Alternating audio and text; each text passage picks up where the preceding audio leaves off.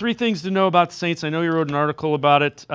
Saints a different team than they were at the start of the season. Defense has taken steps back in 2024 injuries, testing the Saints' depth at the skill position. So take us through those.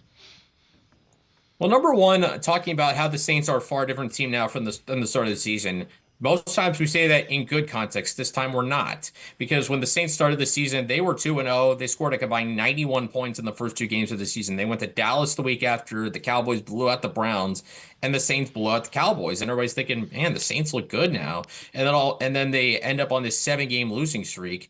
In the last 8 games, they've scored just 136 points. Derek Carr, who I thought has played pretty solid football, hasn't been great, but has been okay. Misses 3 games. Spencer Rattler, a fifth-round rookie out of South Carolina, has to start those games. They score 3 games. They score a combined 45 points. So obviously, Derek Carr, solid quarterback, but he's not a world beater. That said, the fact that this offense completely collapsed from the start of the season, it has not. It looked good at the beginning, but obviously it has not gone in a good direction. Number two, going to the other side of the football, the defense.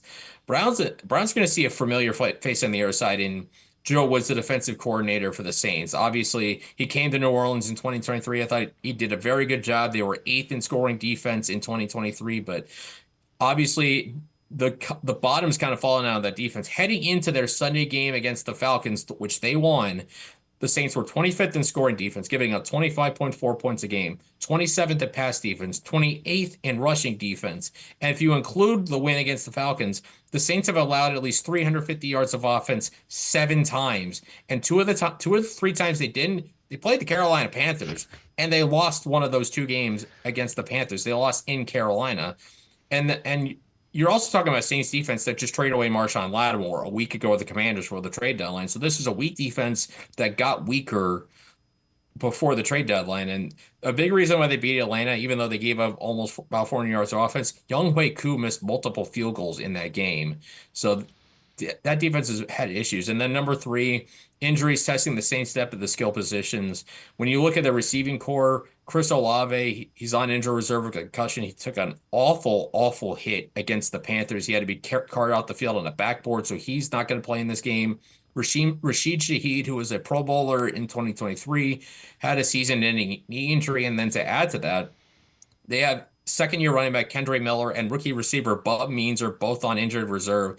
Now, they were so depleted in the skill position department, they had to sign Marquez Valdez-Scantling in late October off the street. Granted, he had a pretty good game against the Falcons, 109 yards, 2 touchdowns on 3 catches, but just the Saints have just been unfortunately wiped out because of injuries. And obviously, you hope all those guys come back healthy, particularly Olave, because it was an awful hit he took. But it's just what the Saints outside of Alvin Kamara right now just don't have a lot at the skill positions. And again, Browns obviously at 2-7 need a win, would calm things down a little bit in Berea.